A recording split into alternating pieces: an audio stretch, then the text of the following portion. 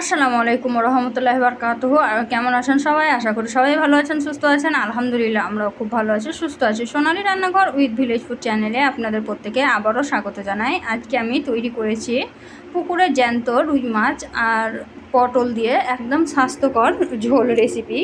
এই রেসিপিটা তৈরি করলে বাড়ির ছোটো থেকে বড় সবাই কিন্তু খেতে খুব পছন্দ করবে। আর যেহেতু পুকুরের জ্যান্ত মাছ তো খুবই টেস্টি ছিল মাছটা। আর পটল সবাই কিন্তু খেতে চায় না, কিন্তু এইভাবে যদি মাছ দিয়ে পটল রান্না করেন স্বাস্থ্যকরও হয়, খেতেও মজা হয়। তো চলুন দেখে নেওয়া যাক আজকের রেসিপিটা আমি কিভাবে তৈরি করেছি পুরোটাই। তো মাছ আর পটলের এই রেসিপিটা তৈরি করার জন্য পুকুরের জ্যান্ত মাছ আমি কেটে ধুয়ে পরিষ্কার করে নিয়েছি। এখানে 2টা মাছ ছিল, যেটা 3টা পিস হয়েছে, আর পিসগুলোর মশলা অনেক সুন্দর হয়েছে, বড় বড়ই হয়েছে। তো মাছটাকে এখন লবণ হলুদ মাখিয়ে নিচ্ছি ভাজার জন্য।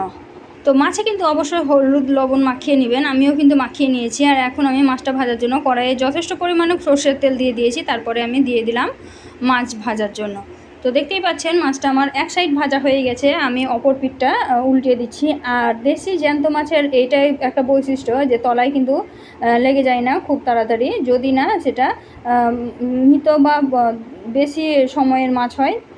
জ্যান্ত মাছ হলে কিন্তু কড়াইয়ে একদমই লাগে না, সুন্দরভাবে ভাজা হয়। তো এই তো আমি ভালোভাবে কড়া কড়া করে মাছগুলোকে সুন্দরভাবে উল্টিয়ে পাল্টিয়ে লাল লাল করে ভেজে নিচ্ছি।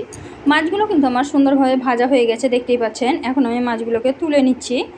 তো মাছগুলোকে তেল ঝরিয়ে আমি তুলে নিচ্ছি, আর এই তেলেই কিন্তু আমি রান্নাটা কমপ্লিট করব। তো মাছগুলো তুলে নিয়ে কিন্তু আমি এই তেলেই পটলগুলো ভেজে নেব। পটলগুলো কিন্তু আগে থেকে ধুয়ে পরিষ্কার করে ছিলে রেখে দিয়েছি জল ঝরিয়ে। তো এখন আমি পটলগুলোকে দিয়ে ভালোভাবে ভেজে নেব। পটলগুলো কিন্তু আমি সুন্দরভাবে ভেজে নিয়েছি, দেখতে পাচ্ছেন। সুন্দরভাবে ভেজে তুলে নিচ্ছি। পটলটাকেও কিন্তু একটু তেল ঝরিয়ে তুলে নিলাম। পটলগুলো খুবই কচি ছিল, যদি পটলগুলো একটু বিচুনগুলো যদি একটু শক্ত শক্ত হয় তাহলে কিন্তু বিচুনগুলো ফেলে দিবেন। আর আমার পটলের বীজগুলো খুব নরম ছিল, যেহেতু পটলটা একদম নরম ছিল, কচি ছিল, তার জন্য। তো আমি তার জন্য পুরোটাই দিয়ে দিয়েছি। তো এখন আমি ফোড়নে দিয়ে দিলাম জিরা, তারপরে দিলাম আদা রসুন আর পেঁয়াজের পেস্ট। আমি আদা রসুন পেঁয়াজের পেস্ট করে রাখতে পছন্দ করি, আপনারাও চাইলে কিন্তু সঙ্গে সঙ্গে করে ব্যবহার করতে পারেন। তা আমি করেই রেখেছিলাম। তো এখন আমি দিয়ে দিলাম একটা বড় সাইজের টমেটো কুচি, দিয়ে ভালোভাবে নাড়াচাড়া করে মশলাটাকে কষাবো। তো যেহেতু আমি এখানে আর তেল ব্যবহার করব না, এই তেলেই মশলাটাকে সুন্দরভাবে কষাবো, তার জন্য আমি এখানে শুকনো মশলা ব্যবহার করব না। শুকনো মশলাগুলোকে জলে গুলে তারপর ব্যবহার করব। তো এখন আমি এটা যাতে ভালোভাবে সিদ্ধ হয় তার জন্য আমি দিয়ে দিলাম লবণ দিয়ে নাড়াচাড়া করে দিলাম। আর এদিকে আমি একটা বাটি নিয়ে নিয়েছি, বাটিতে জল নিয়ে নিয়েছি। এখানে আমি দিয়ে দিচ্ছি পরিমাণ মতো, সবই হাফ চামচ করে দিচ্ছি। হাফ চামচ দিয়ে দিলাম হলুদ গুঁড়ো, হাফ চামচ থেকে একটু কম দিয়ে দিলাম লঙ্কা গুঁড়ো। এই লঙ্কাটা কিন্তু একটু বেশি লাল, কিন্তু ঝাল একটু কম, কাশ্মীরি লঙ্কা গুঁড়ো। আর দিয়ে দিলাম আমি জিরা ধনিয়া পাউডার, যেহেতু জিরা ধনিয়া পাউডার আছে একসঙ্গে, তার জন্য হাফ চামচ দিয়ে দিলাম। দিয়ে নাড়াচাড়া করে ঘুলে নিলাম। তো মশলাটা ঘুলে নিলাম, তাহলে কিন্তু মশলাটা ভালোভাবে কষানো হবে, আর ওই তেলের মধ্যেই রান্নাটা হয়ে যাবে, আর তলায় লেগে যাবে না, লাগার কোনো ভয়ও থাকবে না। তো এদিকে দেখতেই পাচ্ছেন আমার মশলাগুলো কিন্তু আদা রসুনের পেস্টগুলো কিন্তু কষানো হয়ে গেছে। এখন আমি এর মধ্যে ঘুলিয়ে রাখা মশলাটা দিয়ে দিলাম, দিয়ে নাড়াচাড়া করে এখন আমি ভালোভাবে মশলাটাকে কষিয়ে নেব। তো চলুন কষিয়ে নেওয়ার পরে দেখাচ্ছি আপনাদেরকে। তো এই তো দেখতেই পাচ্ছেন মশলাটা কিন্তু সুন্দরভাবে কষিয়ে নেওয়া হয়ে গেছে, সাইডে সাইডে তেল ছেড়ে দিয়েছে। আর এই পর্যায়ে কিন্তু এখন আমি আর কিছুই করব না, এখন আমি এর মধ্যে পটল আর মাছ যে ভেজে রেখেছিলাম সেইগুলো অ্যাড করে দেবো, দিয়ে ভালোভাবে কষিয়ে নেব।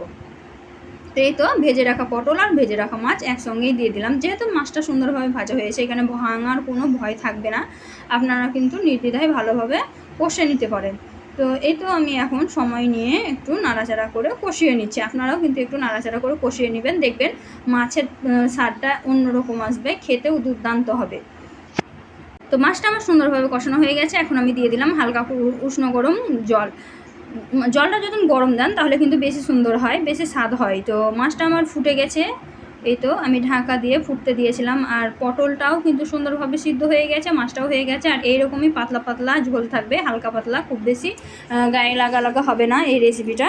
তো মাছটা হয়ে গেছে, বন্ধ করে দিয়েছি গ্যাসের আঁচ। আর এখন আপনি দেখাচ্ছি, দেখুন কালারটা কতটা সুন্দর এসেছে।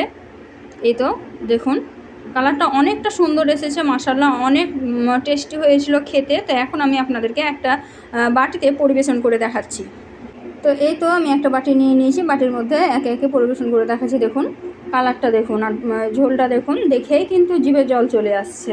তো এইভাবে কিন্তু খুব সহজেই আপনারাও ঘরে তৈরি করে নিতে পারেন দেশি মাছের সঙ্গে পটলের এরকম ঝোল। তাহলে ছোট থেকে বড় সবাই খাবে, আর যারা সবজি খায় না তারাও কিন্তু খেতে পছন্দ করবে।